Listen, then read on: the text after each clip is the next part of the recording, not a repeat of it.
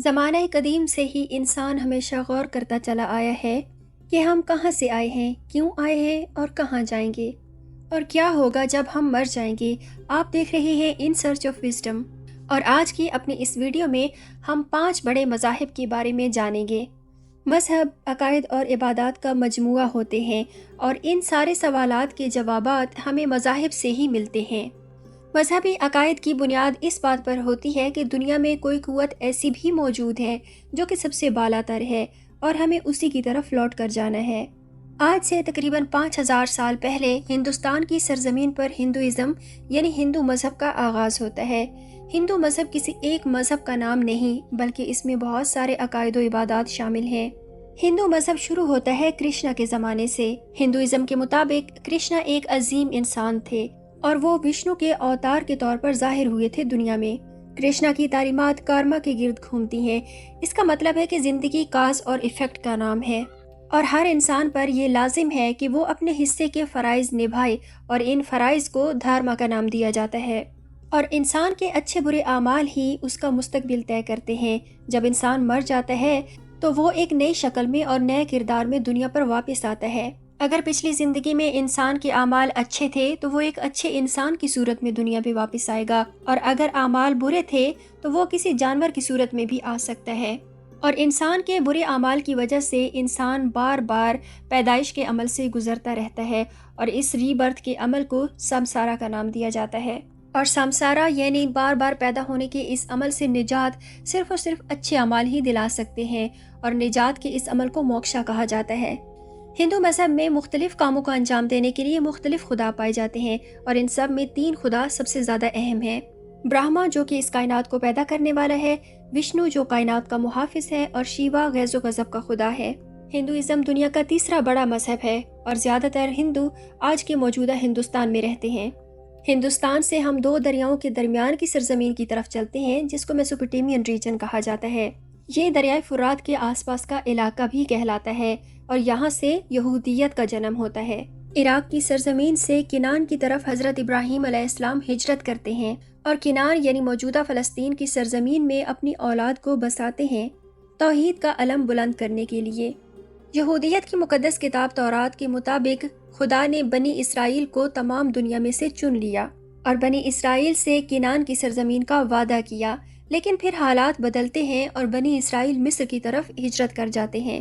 لیکن حضرت یوسف علیہ السلام کی وفات کے بعد یہ لوگ آہستہ آہستہ کمزور ہونے لگے، اور پھر فرعونوں کی غلامی میں چلے گئے، اور فرعونوں کی اس غلامی سے حضرت موسیٰ علیہ السلام نے بنی اسرائیل کو نجات دلوائی، اور ایک لمبے عرصے کے بعد بنی اسرائیل نے دوبارہ سے کنان کو فتح کیا۔ اور پھر حضرت داؤد علیہ السلام اور حضرت سلیمان علیہ السلام کے دور میں یہ لوگ دنیا کی عظیم ترین سلطنت بن گئے، اور حضرت سلیمان علیہ السلام کی وفات کے بعد دوبارہ سے ان لوگوں نے زوال دیکھنا شروع کر دیا۔ بیبیلونینز، پرشینز، گریکس اور رومنز، ان ساری قوموں کے ماتحت رہے یہ لوگ۔ تورات ان کی مقدس کتاب ہے، اور یہ مونوتھیسٹک ہیں، یعنی ایک خدا پر ایمان رکھنے والے۔ پیس اوور ان کا سب سے بڑا تہوار ہے جو کہ فرعون کی غلامی سے نجات کی یاد میں مناتے ہیں یہ لوگ۔ آج دنیا میں یہودی تقریباً 14 ملین کی تعداد میں آباد ہیں۔ یہاں سے ہم 2500 سال پہلے کے ہندوستان میں واپس چلتے ہیں، جہاں پر سدھارتھا گوتما نے بدھ مذہب کا آغاز کیا۔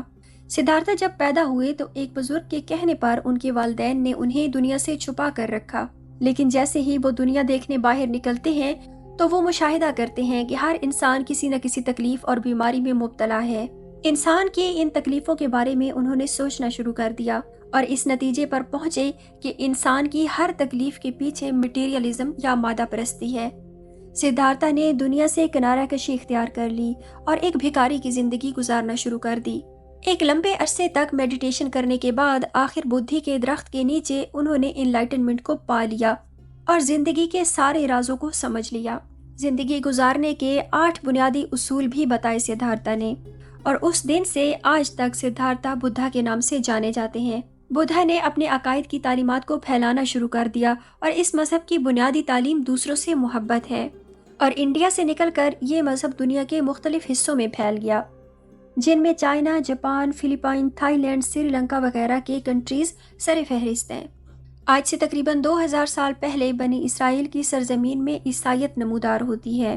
جیسا کہ ہندو کرشنا کو وشنو کا اوتار بتاتے ہیں، بالکل ویسے ہی کرسچینٹی میں حضرت عیسیٰ علیہ السلام کے بارے میں عقیدہ پایا جاتا ہے، اور کرسچینٹی ایسے ہی جیوڈائزم سے نمودار ہوئی جیسے ہندوازم سے بدھزم نمودار ہوا۔ حضرت جبرائیل علیہ السلام کو حضرت مریم کی طرف خدا کی طرف سے وحی دے کر بھیجا گیا کہ وہ ایک ایسے بچے کی ماں بنے گی جو کہ بہت غیر معمولی ہوگا۔ جب حضرت عیسیٰ علیہ السلام 30 سال کی عمر کو پہنچے تو انہوں نے خدا کے حکم سے بنی اسرائیل کو سیدھے رستے کی طرف بلانا شروع کر دیا اور انہیں اپنے اعمال کو درست کر کے خدا سے ڈرنے کی تلقین شروع کر دی۔ لیکن یہودیوں نے رومن سلطنت کے گورنر سے حضرت عیسیٰ علیہ السلام کی شکایت لگوا کر انہیں گرفتار کروا دیا، اور کرسچینٹی کے عقیدہ کے مطابق حضرت عیسیٰ علیہ السلام کو رومن سلطنت کی طرف سے مصلوب کر دیا گیا تھا۔ مصلوب ہونے کے بعد وہ دوبارہ سے زندہ ہوئے، اپنے حواریوں سے بات چیت بھی کی اور پھر آسمانوں کی طرف چلے گئے۔ یہاں سے کرسچینٹی کا آغاز ہوتا ہے، اور کرسچینٹی کے فالوورز ہر سال دسمبر میں حضرت عیسیٰ علیہ السلام کا یوم پیدائش مناتے ہیں، جسے کرسمس کہا جاتا ہے۔ ان کی مذہبی کتاب بائبل ہے، جو کہ تورات اور انجیل دونوں کا مجموعہ ہے، اور آج کرسچینٹی دنیا کا سب سے بڑا مذہب ہے۔ اور اسلام کی شروعات ہوتی ہے 1400 سال پہلے عرب کے ریگستانوں سے، جہاں پر ایک عظیم پیغمبر حضرت محمد صلی اللہ علیہ وسلم عربوں کو خدا کے پیغام کی طرف بلاتے ہیں۔ محمد صلی اللہ علیہ وسلم کی طرف اللہ تعالیٰ کا پیغام جبرائیل علیہ السلام لائے، اور اگلے کچھ سالوں تک یہ پیغام آتا رہا، اور محمد صلی اللہ علیہ وسلم کے صحابہ اس پیغام کو لکھتے رہے، اور اس خوبصورت پیغام کو آج ہم قرآن پاک یعنی مسلمانوں کی مقدس کتاب کے نام سے جانتے ہیں۔ اور محمد صلی اللہ علیہ وسلم کے پیغام پر ایمان لانے والے کو مسلمان کہا جاتا ہے۔ اس لفظ کا مطلب ہے جس نے مان لیا، جس نے تسلیم کر لیا۔ اسلام کے 5 بنیادی ارکان ہیں۔ سب سے پہلے توحید کا اقرار، یعنی اللہ تعالیٰ کے سوا کوئی معبود نہیں، اور محمد صلی اللہ علیہ وسلم اللہ کے آخری رسول ہیں۔ دن میں 5 بار نماز کعبہ کی طرف رخ کر کے ادا کرنا، اور زکوٰۃ ہر مسلمان پر سال میں 1 بار فرض ہے، جو کہ غریبوں کی مالی مدد کرنے کے لیے ادا کی جاتی ہے۔ اور رمضان کے مہینے کے روزے، جو کہ سال میں 1 بار آتے ہیں، اور 5واں اور آخری رکن حج ہے، جو کہ ہر مسلمان پر اگر وہ صاحب حیثیت ہے تو زندگی میں 1 بار فرض ہے۔ حج سے مراد مکہ کی طرف عبادت کی غرض سے سفر کرنا ہے۔ محمد صلی اللہ علیہ وسلم کی طرف اللہ کا پیغام 23 سال تک نازل ہوتا رہا، اور آج اسلام دنیا کا دوسرا بڑا مذہب ہے۔ اس دنیا میں آج سینکڑوں مذاہب ہیں، اور ہر مذہب کا پیغام محبت اور امن و سلامتی ہے، خواہ اس کے ماننے والے اس پر عمل کریں یا نہ کریں۔ امید ہے آج کی یہ ویڈیو آپ کو اچھی لگی ہوگی۔ میرے چینل کو سبسکرائب کیجیے، ویڈیو کو لائک کیجیے، اور اپنا فیڈ بیک دینا بالکل بھی نہ بھولیے گا۔ Thanks for watching. اللہ حافظ۔